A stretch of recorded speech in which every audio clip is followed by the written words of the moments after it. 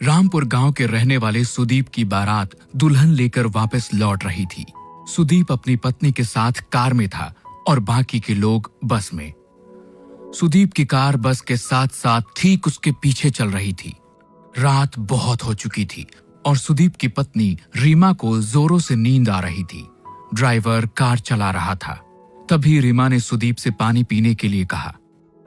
मुझे बहुत जोर से प्यास लगी है, पानी चाहिए।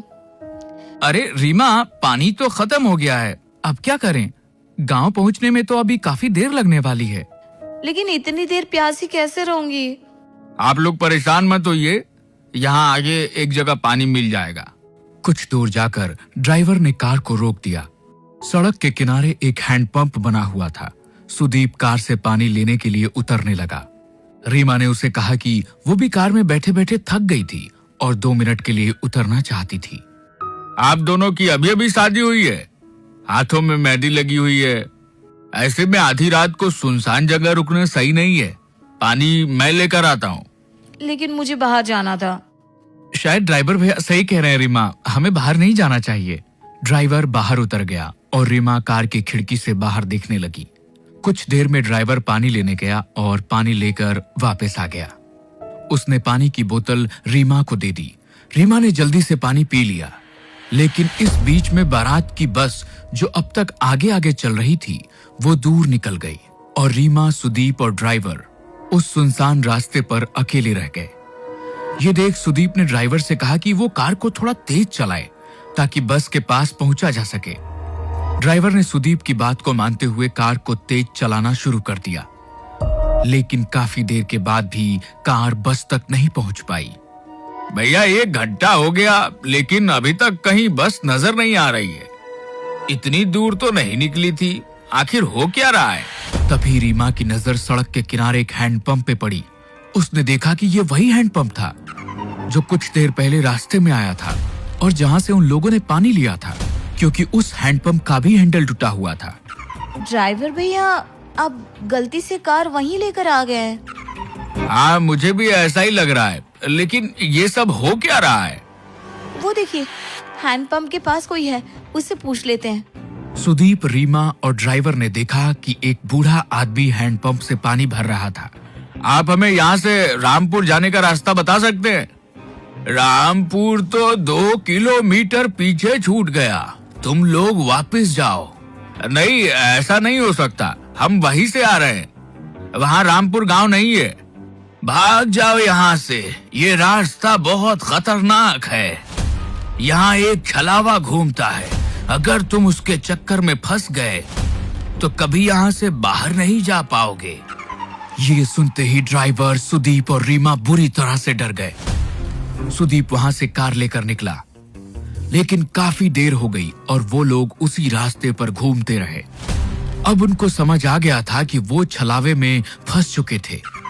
तभी रीमा ने धीरे से सुदीप के कान में कहा, किसी भी बहाने से हमें इस ड्राइवर को कार से उतारना होगा और कार तुम्हें चलानी होगी। लेकिन ऐसा क्यों? क्योंकि ये ड्राइवर ही कार से बाहर उतरा था और उसी वक्त छलावे ने इसे पकड़ लिया होगा। अगर हमने इसे यहीं छोड़ दिया तो हम बच सकते हैं। सुदीप रीमा की बात मान लेता है और ड्राइवर को कार रोकने के लिए कहता है। उसके बाद सुदीप खुद भी कार से उतर जाता है और ड्राइवर को बाहर आने के लिए कहता है। ड्राइवर बाहर निकलता है और सुदीप उसे धक्का देकर खुद गाड़ी में बैठ जाता है। सुदीप और रीमा वहां से भाग निकलते हैं। कुछ दूर जाने पर उन्हें अपनी बारात वाली बस नजर आती है। तुम ठीक कहती थी रीमा, ये देखो हमारी बस नजर आ रही है। अच्छा हुआ उस ड्राइवर को वहीं फेंक दिया। बिल्कुल ठीक कहते हो तुम। अब हमें ये कार छोड़कर सब लोगों के साथ बस में बैठ जाना चाहिए। सुदीप कार को बस के आगे रोक देता है और वे दोनों अपने घर वालों के साथ बस में बैठ जाते हैं। बस आगे बढ़ने लगती है। थोड़ी देर बाद सुदीप की नजर बाहर हैंडपंप पर पड़ती है। ये वही हैंडपंप था जिसके पास से वो पहले 2 बार गुजर चुके थे। अब सुदीप को समझ नहीं आ रहा था कि ड्राइवर तो वहीं रह गया, फिर आखिर ये छलावा उसे अब भी क्यों हो रहा था? सुदीप ने ये बात अपने रिश्तेदारों को बताई। हम सब लोग एक छलावे में फंस चुके हैं, इससे बाहर कैसे आना है कोई नहीं जानता। लेकिन बेटा, ये छलावा होता क्या है?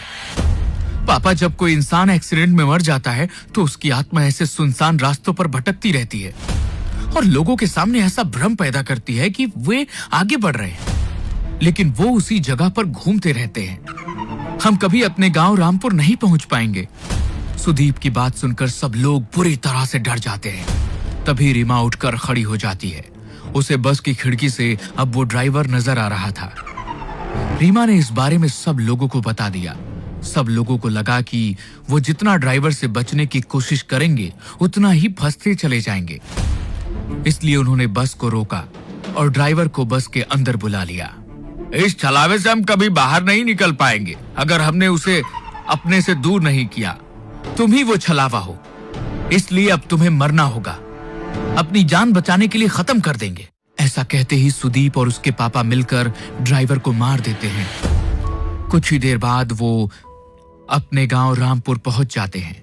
वहां पर रीमा का स्वागत किया जाता है, लेकिन रीमा जैसे ही सिंदूर वाले पैर लेकर आगे बढ़ती है, उसके पैरों के निशान नहीं बनते। ये देखकर सब हैरान रह जाते हैं। बहू के पैरों के निशान क्यों नहीं बन रहे? इसका मतलब हमारी बहू के ऊपर कोई बुरी आत्मा का साया है। अब क्या करें? ये हमारी बहू नहीं बल्कि वो बुरी आत्मा है जिसकी वजह से हम फंस चुके हैं। नहीं, ऐसा नहीं है। मैं रीमा हूँ। मेरे साथ कुछ मत कीजिए प्लीज। अगर हमने तुझे छोड़ दिया तो हम सब मारे जाएंगे। नहीं, ऐसा मत कीजिए। मैं छलावा नहीं हूँ, मेरा भरोसा करो।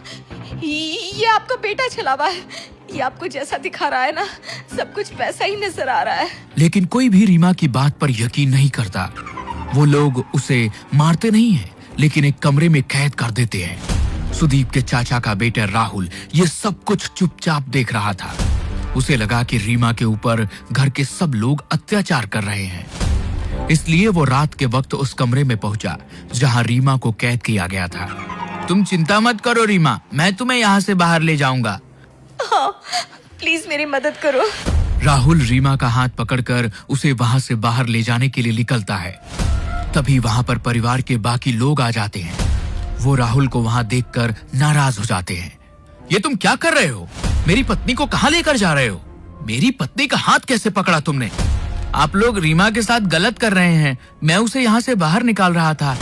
तुम ऐसा नहीं कर सकते। आप मुझे नहीं रोक सकते। मैं रीमा को लेकर जाऊंगा। राहुल के इतना कहते ही सुदीप उसे धक्का देता है और राहुल दीवार से टकराकर वहीं गिर जाता है। उसके सिर से खून बहने लगता है। लेकिन तभी राहुल जैसा दिखने वाला एक और शख्स वहां आकर खड़ा हो जाता है। घर के लोग समझ ही नहीं पा रहे थे कि ये सब हो क्या रहा था। राहुल, तुम तो बेहोश हो गए थे। ये सब क्या हो रहा है? ये सब इस रीमा की वजह से हो रहा है। हमें इसका कुछ करना होगा। ठीक कहती हैं आप माँ।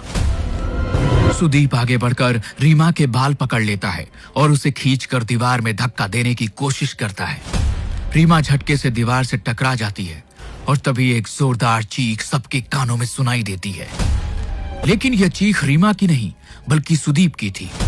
रीमा ने पास में पड़े हुए एक डंडे से सुदीप के सर पर वार किया, जिसके वजह से उसके अंदर मौजूद छलावे का साया उसका शरीर छोड़कर बाहर निकल गया। सुदीप कुछ देर के लिए बेहोश होकर गिर पड़ा, लेकिन बाद में सब कुछ ठीक होने लगा।